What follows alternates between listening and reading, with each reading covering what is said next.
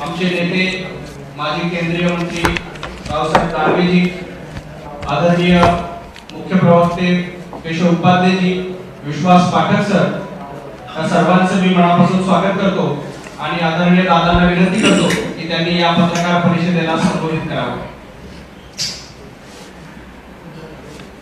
महाराष्ट्रामध्ये लवकरच विधानसभेच्या निवडणुका हो घातलेल्या आहे. या निवडणुकीमध्ये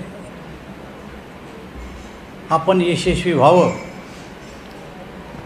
यासाठी काही विरोधी पक्ष प्रयत्न करतायत. परवा उद्धवजी ठाकरे साहेब दिल्लीला जाऊन आले आणि दिल्लीमध्ये त्यांनी एक पत्रकार परिषद घेतली. या पत्रकार परिषदेकडे जर आपण बघितलं तर त्यामध्ये त्यांनी सांगितलं की जनतेच्या न्यायालयात जाऊन आम्ही न्याय मागणार आहे. आपल्याला सगळ्याला माहिती आहे की जनतेच्या न्यायालयाचा जनमताचा अनादर जर कोणा केला असेल तर 2019 साली जो जनादेश आला होता तो जनादेश ठोकरून उद्धव ठाकरे साहेबांनी असंघाशी संगत केली आणि आपलं सरकार बनवलं. या पत्रकार परिषदेत त्यांनी मी किती चांगला मुख्यमंत्री होतो हेही दाखवण्याची कोशिश केली. आम्ही नाही पण त्यांच्याच सरकारमध्ये काही मित्र असलेले त्यांनी आपल्या पुस्तकामध्ये लिहिलं की पूर्ण कालावधीमध्ये उद्धवजी ठाकरे फक्त 1 दिवस मंत्रालयात आले याची मला खंत वाटते. याचाच अर्थ असा आहे की सगळ्यात अपयशी अशा प्रकारचे मुख्यमंत्री होते आणि त्यामुळं त्यांनी अशा प्रकारची जनादेशाची भाषा वापरणं चुकीचं आहे. बांगलादेशाच्या परिस्थितीवरही त्यांनी भाष्य केलं. आम्ही स्वतः हिंदुत्ववादी अशा प्रकारचं वक्तव्य त्यांनी अनेक वेळेस केलं. आत्ताच्या काळात ते करत नाहीत. परंतु त्या ठिकाणी बांगलादेशामध्ये जी परिस्थिती झाली ती आपल्या देशामध्ये सुद्धा होऊ शकते अशा प्रकारचं वक्तव्यसुद्धा त्यांनी केलेलं आहे. मला असं वाटतं की ही चिथावणीखोर भाषा आहे. ज्या ठिकाणी हिंदूची हत्या केल्या जाते किमान त्याचा निषेध करण्या इतपत हिंदुत्व तरी त्यांच्यामध्ये जागृत असायला पाहिजे होतं. परंतु ते सुद्धा ते या ठिकाणी दाखवू शकले नाही. याचा अर्थ हिंदुत्वापासून उद्धवजी ठाकरे किती दूर गेले हे आपल्या सगळ्यांच्या लक्षात येतं आहे. खरं तर 3 दिवसाचा जो दिल्ली दौरा होता या दिल्ली दौऱ्यात ते कशासाठी गेले? जेव्हा देवेंद्रजी आणि एकनाथराव शिंदे दिल्लीला जायचे तेव्हा त्यांचं वक्तव्य आहे की महाराष्ट्र दिल्लीच्या इशाऱ्यावर आम्ही चालू देणार नाही. आत्ता हे जे दिल्लीला गेले हे कशासाठी गेले? यांनी कोणाचा इशारा घेतला? हे कोणाच्या दारात जाऊन उभे राहिलेत? आमच्या युतीच्या काळामध्ये अशा प्रकारचे जागा वाटपाचे निर्णय, निवडणुकीची रणनीती प्रमोद महाजन, गोपीनाथ मुंडेपासून तर आत्तापर्यंत मातोश्रीवर ठरवल्या जायची. परंतु आता मातोश्रीतून बाहेर निघून राहुल गांधी आणि खरगेजीच्या दारात जाऊन उभं राहण्याची ही पाळी या राज्यातल्या जनतेने तुम्हाला खरं तर आणलेली आहे. आणि मग मला असं वाटतं की हिंदुत्व केवळ तोंडापुरतं तुमचं राहिलं आहे, परंतु हिंदुत्वापासून तुम्ही आता कितीतरी दूर गेले हे महाराष्ट्रीय जनतेला दिसून आलेलं आहे. बांगलादेशामध्ये जो हिंदूवर अन्याय आणि अत्याचार झाला हा अत्याचार केवळ त्यांनी बोलून दाखवला, त्याचा मार्ग वेगळा आहे.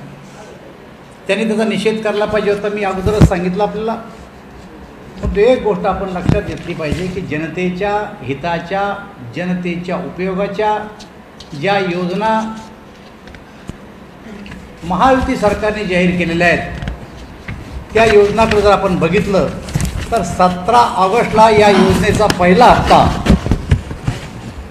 महिलांच्या खात्यामध्ये जाणार आहे. जवळपास 1,60,000 महिलांनी आत्तापर्यंत आपली नोंदणी केलेली आहे आणि 1,27,000 अर्ज आत्तापर्यंत मंजूर झालेले आहेत आणि त्याचा हप्ता तो 17 तारखेला महिलांच्या खात्यात पडणार आहे.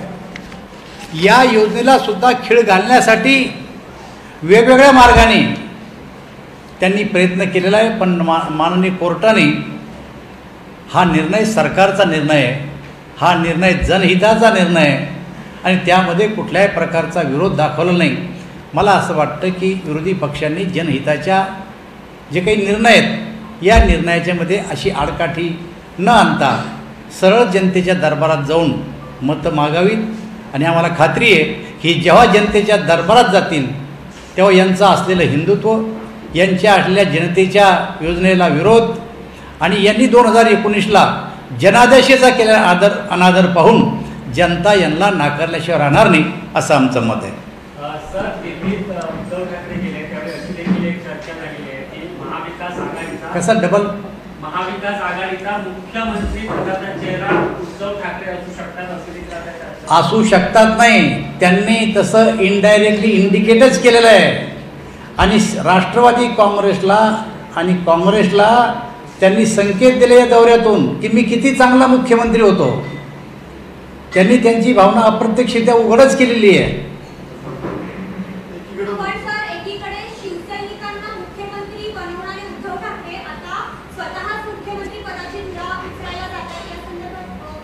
आपल्याला माहिती आहे की सरसेनापती बाळासाहेब ठाकरे हे नेतृत्व करत असताना त्यांनी स्पष्टपणानं सांगितलं होतं की मी निवडणूक लढणार नाही, माझ्या कुटुंबातला कोणी निवडणूक लढणार नाही. परंतु बाळासाहेब जाताच केवळ निवडणूकच नाही तर हिंदुत्वसुद्धा यांनी गुंडाळून ठेवलं आहे आणि बाळासाहेब जे बोलले त्याच्या उलटं वागतायत सगळे ते आता.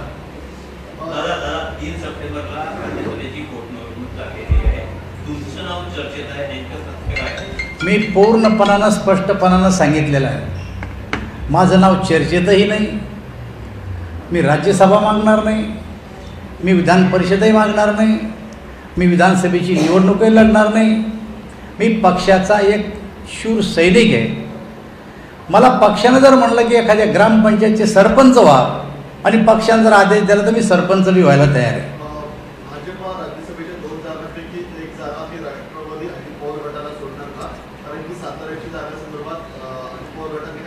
या संदर्भातला निर्णय NDAचे घटक दल एकत्र बसतील आणि जो काही निर्णय घटक दलाचा होईल तो निर्णय आम्ही जाहीर करू. भाजप ऍक्शन मोड मध्ये आले आहे. ज्या ठिकाणी ठाकरेंचा बाणे केला आहे, कोकण असेल, मुंबई असेल, त्या ठिकाणी भाजप अधिक आक्रमक दिसणार आहे, जास्तीत जास्त जागा जिंकण्याचा. भाजप केवळ कोकणापुरता मर्यादित नाही आहे. कोणी कोकणापुरते मर्यादित असतील, आम्ही कोकणापुरते नाही आहे. अख्ख्या महाराष्ट्रामध्ये आम्ही ॲक्शन मोडमध्ये आहे. संपूर्ण कार्यकर्ते कामाला लागलेत. भाजपचं पुण्याला अधिवेशन झालं आणि त्यानंतर जिल्ह्यामध्ये आता अधिवेशनं चालू आहेत आणि त्यानंतर तालुक्यात अधिवेशनं आम्ही घेणार आहेत. त्यामुळे केवळ कोकणात आम्ही ॲक्शन मोडमध्ये नाही तर महाराष्ट्रामध्ये आम्ही ॲक्शन मोडमध्ये आहे. जयंत पाटील म्हणतात की विधानसभा निवडणूक आहे ती पुढे ढकलण्याचं काम आहे ते काही इमर्जन्सी थोडीच इंदिरा गांधीनं लावलेली. 5 वर्षाची मुदत 6 वर्षे करून घ्यायची ती आठवण करा. भारतीय जनता पार्टी या मताची नाही आहे. ठरलेल्या वेळेस निवडणुका घेऊ. आम्ही काही इमर्जन्सीमध्ये 5ची मुदत 6 केली तशी करण्याच्या मनस्थितीत आमचं सरकार नाही आहे. पहिली यादी जी आहे ती येत्या 15 दिवसात येईल अशी चर्चा आहे. 30 ते 40 जणांची नावं असू शकतात. तो संपूर्ण अधिकार पार्लमेंटरी बोर्डाचा आहे केंद्रातल्या आणि पार्लमेंटरी बोर्ड जे निर्णय घेईल त्याप्रमाणे होईल. अजित पवारांनी काल मुख्यमंत्री पदावर खंत व्यक्त केली. देवेंद्र फडणवीस किंवा एकनाथ शिंदे हे माझ्या मागच्या बॅचचे आहेत, मात्र मी मुख्यमंत्री होऊ शकलो नाही. या संदर्भात काय सांगा? हे बघा, समवयस्क आणि एकाच पदावर बसलेले अनेक नेते जेव्हा एकत्र बसतात तेव्हा असं एकमेकाची टोलोटोली करत असतात. पण पूर्वीच्या काळासारखी आता होत नाही. विलासराव देशमुख, गोपीनाथराव मुंडे यांचे भाषणं जर आपण जुने काढले तर आता असे भाषणावर आमच्या बंधनं आलेले आहेत आणि आम्ही असं काही बोललो म्हणजे तू त्याला लगेच टीका टिप्पणी सुरू करता आणि तेवढंच दाखवता. त्यांच्या म्हणण्याचा अर्थ असा आहे की आम्ही सर्वजण सारखे, वयाचा भाग नाही, याला काही वयाचं बंधन नाही आहे. मुख्यमंत्री, प्रधानमंत्री किंवा एखाद्या मंत्री होण्याला वयाचं बंधन नाही आहे. तर त्या त्या पक्षावर अवलंबून असतं की आपला नेता कोण. आज संसदेमध्ये पूर्ण संदर्भातलं बिल आज संसदेमध्ये आहे, त्याविषयी काय सांगाल? एक आता बिल आलं आहे, बिलावर दोन्ही बाजूंना चर्चा होतील आणि चर्चेनंतर ते बिल पास होतं, करायचं का नाही करायचं हे सरकार ठरविल. परंतु आता संसदेमध्ये सादर झालं आणि जे बिल संसदेमध्ये सादर झालं त्याच्यावर आत्ता बोलणं उचित नाही. आगामी विधानसभेसाठी अजितदादा दौरा करतायत. आजपासून त्या यात्रेला सुरुवात झालेली आहे. त्या यात्रेचा पॅटर्न जो आहे तो गुलाबी रंगात मध्ये त्यांनी ठेवलेला पाहायला मिळतं. त्यामुळे गुलाबी वातावरण दादाच्या मागे पाहायला मिळतं. असं आहे, कोणता रंग निवडावं हे त्यांच्या कल्पनेतलं आहे. तुम्ही गुलाबी रंग का घेतला याचा विरोधही आम्हाला करता येत नाही. पण दादाने सुद्धा काहीतरी सोचून समजून रंग निवडला असेल. प्रत्येकजण आता रंगावरच खेळ चालला आहे. लोकसभा निवडणुकीमध्ये सर मराठा आरक्षणाचा फॅक्टर अत्यंत महत्त्वाचा ठरला. विधानसभा निवडणुका तोंडावरती आहे. मात्र उद्धव ठाकरे यांनी आरक्षणासंदर्भातला जो काही निर्णय आहे तो राज्य सरकार घेऊ शकत नाही, संसदेतच होऊ शकतो असं म्हणत केंद्र सरकारवरती जबाबदारी टाकलेली आहे. त्यामुळे लवकर निर्णय घ्या अन्यथा बांगलादेश. भारतीय जनता पक्षाला मराठा आंदोलनाचा फटका बसला हे म्हणणं आम्हाला पसंत नाही आहे. आम्हाला मराठा समाजानेही मतदान केलं, आम्हाला ओबीसीनेही मतदान केलं, आम्हाला SC मतदान केलं, आम्हाला ST मतदान केलं. जातीवर आम्ही मतदान कधीच मागत नाही, ही भारतीय जनता पार्टीची पहिल्यापासूनची भूमिका आहे. पण आत्ता तुम्ही जे म्हणता की केंद्रानं हा निर्णय करावा, आत्तापर्यंत तुम्ही असं म्हणत होते की महाराष्ट्र सरकार निर्णय करावा आणि तुम्ही आमच्याबरोबर आत्ता 2019च्या अगोदर सरकारमध्ये होते. तेव्हा सरकारनं जेव्हा निर्णय केला तेव्हा तुम्ही आमच्या सत्तेत सहभागी होते. खरं तर तुमच्या सरकारमधल्या मंत्र्याला तुम्ही त्याच वेळेस म्हणायला पाहिजे होतं की हा निर्णय आपल्याला करता येत नाही, तुम्ही काही सरकारच्या बाजूने उभे राहू नका, हा केंद्राकडे जाऊ द्या. तेव्हाही ते काही बोलले नाही. त्याच्यानंतर त्यांचं सरकार आलं, ते मुख्यमंत्री झाले. त्या टायमाला कोर्टामध्ये केसेस लढवल्या गेल्या. पण त्यांनी आपल्या सरकारमध्ये असताना, मुख्यमंत्री असताना असं म्हणायला पाहिजे होतं किंवा एखादा ठराव करून पाठवला पाहिजे होता केंद्राकडं की हा निर्णय आता केंद्रानं करावा. दोन्ही संध्या सोडल्या आणि आता वैफल्यग्रस्त अवस्थेत असताना ते आता केंद्राकडे बोट दाखवतात. काहीही झालं तरी केंद्राच्या नावानं बोटं मोडणे हा उद्धव ठाकरे साहेबाचा एक छंद झाला. रागी यांनी पश्चिम महाराष्ट्रात सोलापुरातून शांतता रॅलीची सुरुवात केलेली आहे. उपमुख्यमंत्री देवेंद्र फडणवीस आणि शरद भुजबळ एका कार्यक्रमाला काही दिवसांपूर्वी सोलापुरात होते. त्यावेळेस काल बोलताना जरांगे म्हणाले की भुजबळ यांना घेऊन येणाऱ्या नेत्यांना आणि पक्षाला पाडा, म्हणजे भाजपला पाडा, असं त्यांचं वक्तव्य होतं. असं आहे, एखाद्या पक्षाबद्दल, एखाद्या नेत्याबद्दल सगळेच राजकीय पक्ष वेगवेगळ्या प्रकारचे वक्तव्य करतात. आम्हीसुद्धा करतो. यांना मतं देऊ नका, त्यांना मतं देऊ नका, हा नेता चांगला आहे, तो नेता चांगला नाही, हे तर राजकारणामध्ये चालतच असतं ना. आणि त्याच्यामुळं त्यांच्या एकट्याच्या बोलण्यावर असं कसं निर्णय करता येईल. पण हे कालचं विसरलेत तुम्ही की बांगलादेशामध्ये ज्या हिंदूची हत्या होऊ लागली त्या हिंदूबद्दल सहानुभूती न दाखवता त्या ठिकाणी त्यांचं वक्तव्य जर बघितलं तर लाजिरवाणी वक्तव्य आहे. हे याच्यापेक्षा गंभीर आहे. इथं देशाचा प्रश्न आहे, इथं हिंदुत्वाचा प्रश्न आहे. त्याच्याकडे दुर्लक्ष करून चालणार नाही. त्याच्यापेक्षा हे वाईट बोललेत, जरंगेपेक्षा हे वाईट बोललेत. उद्धव ठाकरे यांना अनौपचारिक गप्पांमध्ये काही प्रश्न विचारण्यात आले शरद पवार यांच्याबद्दल. त्यावेळी त्यांनी म्हटलं की शरद पवार आणि मुख्यमंत्री एकनाथ शिंदे यांच्यामध्ये जी काही बैठक झाली त्याच्यात काय चर्चा झाली याची मला कल्पना नाही. दुसरं, धारावीच्या मुद्द्यावरून पवारांनी अजून अदानी यांच्याबद्दलची नेमकी त्यांची भूमिका काय ते स्पष्ट. तुम्ही एक गोष्ट लक्षात घ्या की युतीचं सरकार असताना प्रत्येक निर्णय, प्रत्येक बैठक ही उद्धव ठाकरे साहेबाच्या भेटीनंतर होत होती, त्यांना विचारून होत होती. ते बैठकीमध्ये सामील असायचे. आत्ताच तर किती खाली आला, त्यांना न विचारता, त्यांना न बोलावता अशा प्रकारच्या बैठका होतात. आणि बैठका झाल्यावर त्यांना ती माहिती दिल्या जात नाही. आपण बघत असाल की उद्धव ठाकरे साहेबाच्या घरी अयोध्याहून निवडून आलेले खासदार काय अविदेश प्रकार हे घरी गेले. माँसाहेबाचा आणि बाळासाहेबाचा फोटो लावलेला, तिथं पायात बूट घालून दोघांनी हस्तांदोलन केलं. इतका स्तर खाली गेला आहे, लागला तर मी फोटो दाखवतो तुम्हाला. इतके दिवस मातोश्रीच्या बाहेर खेटरं काढायचे भिंतीच्या बाहेर, आता खेटरं आत चाललेत.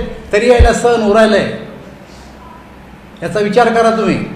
लागला तर फोटो काढा आहेत.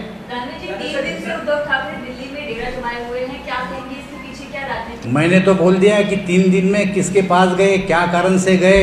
जब हम जाते थे, हमारे मुख्यमंत्री उप मुख्यमंत्री जाते तो बोलते थे दिल्ली बम्बई, दिल्ली के इशारे से नहीं चलेंगे. ये किसका इशारा नहीं लेके गए थे, किससे बात किया, क्या बात किया, 3 दिन क्यों गए, हमें क्यों नाम रखते थे. आप बताओ ना क्यों गए, आप क्यों जा रहे. ऐसी बैठकें पहले मातोश्री पे होती थी. अब तो बैठकें मातोश्री बाहर निकल के वहाँ जाके बैठका कर रही उनके घर पर. वही कांग्रेस से बात करते उद्धव ठाकरे ने एक बार फिर इच्छा जाहिर की है व्यक्ति की, ये महाराष्ट्र के मुख्यमंत्री बने. ये इच्छा जाहिर नहीं है. तुम चुनाव आने दो, रिजल्ट आने दो, वो तो नहीं बनेंगे. और उनकी जो ये है अभी महाविकास आघाड़ी, वो तो सत्ता में नहीं आएंगी. लेकिन सोच के रख रहे हो अगर आई तो क्या करूं, बनना तो मुझे ही है. फिर सोच रहे 2019 में मैंने जो बीजेपी के साथ किया वो मैं कर सकता क्या. ये प्लानिंग कर रहे, सोच रहे मन में, होने वाला नहीं है पर सोच रहे मन में हो कि 2019 में जो किया वो मैं कर सकता हूँ क्या. उद्धव ठाकरे या शिवसेना की बात करें तो आम शिवसैनिक को आगे बढ़ाने की बात करते थे, लेकिन लगातार पिछली बार देखा, इस बार भी खुद मुख्यमंत्री का चेहरा बनने की बात करें, उस पर क्या कहेंगे. देखिए, बाला साहब ठाकरे जो थे उन्होंने बोला ना मैं ना मेरी फैमिली का कोई मेंबर राजनीति में आऊँगा. हाँ, हम नेता रहेंगे लेकिन चुनाव नहीं लड़ेंगे. लेकिन बाला साहब जो बोलते थे बिल्कुल उसके उल्टा उद्धव जी चल रहे. हिंदुत्व छोड़ दिया, जूते पहन के लोग घर में आ रहे, फिर भी बर्दाश्त हो रहा है, खुद मुख्यमंत्री बन रहे. मुझे ऐसा लगता है कि चुनाव के बाद क्या क्या होता है देखो. हिंदी बांग्लादेश में जो हालात है वो हालात इंडिया में भी हो सकती है. ये बयान दुर्भाग्यपूर्ण बयान है. खुद को हिंदुत्ववादी बताने वालों ने, जो बांग्लादेश में हिंदुओं की हत्या हो रही है, जो उनके घर लुटाए जा रहे हैं, उस पर उन्होंने उस विषय का धिक्कार करना चाहिए था. लेकिन वो नहीं करते हुए वो और बोल रहे कि वैसी स्थिति भारत में भी आ सकती है. दुर्दैवपूर्ण है. सर, वाकफ बोर्ड की बात करें, जिस प्रकार से आज लोकसभा में जो बिल पेश किया जाए, ये कितना इंपॉर्टेंट है लगता है. समाजवादी पार्टी इसके विरोध करने जो भारतीय जनता पार्टी बिल लाएगा उसका विरोध करना ये अपोजिशन पार्टी का काम है. मुझे ऐसा लगता है कि ये जो बिल आया, सरकार ने सोच समझ के बिल लाया होगा. अगर बिल पे आज चर्चा होंगी तो उसके पहले मैं आपके पास चर्चा नहीं करूँगा. कितना इंपॉर्टेंट हो सकता है सर बिल, कितना इंपॉर्टेंट हो सकता है आपके हिसाब से. नहीं, मैंने तो बिल पढ़ा नहीं है. नहीं, मैं क्या बोल रहा, सरकार ने सोच समझ के बिल लाया है. उद्धव ठाकरे यांना विधानसभा निवडणुकीमध्ये उतरण्याचं तुम्ही आव्हान करत आहात, कारण की सातत्याने ते स्वतःच्या मुख्यमंत्रीपदाच्या चेहऱ्याबाबत वक्तव्य करत आहात. तुम्ही निवडणुकीमध्ये उभा राहण्याचं आव्हान करणार आहात का थेट विधानसभेमध्ये. हे बघा, ही त्यांच्या आयुष्यातली पहिली विधानसभेची निवडणूक आहे. मुख्यमंत्री झाल्याच्या नंतर त्यांना आव्हान कशासाठी करायचं. जर महाविकास आघाडी सत्तेतच येणार नसेल आणि ते जर का ठरवून ठेवतात की मी उभा राहीन, मी निवडून येईल, आव्हान काय करायचं त्यांना. इथं आम्ही सत्तेत येणार आहे. महायुती ही पुन्हा सरकार बनवणार आहे 2024ला. डिस्क्वालिफिकेशन के बाद जो है संन्यास ले लिया है, तो विपक्ष लगातार क्या फिर से एक बार. दिनेश फोगाट ने संन्यास ले लिया है डिस्क्वालिफिकेशन के बाद. विपक्ष इस पर केंद्र सरकार को निशाना बना रहा है, केंद्र सरकार पर आरोप लगा रहा है. इसके पीछे इस पर क्या है. मुझे ऐसा लगता है कि विपक्ष का आरोप लगाना दुर्भाग्यपूर्ण है. मोदी जी ने उनकी तारीफ की है. मोदी जी ने बोला कि सारा देश आपके साथ खड़ा है, और इसके बाद भी विपक्ष जो उनकी आरोप लगा रहा है ये दुर्भाग्यपूर्ण है. धन्यवाद. एक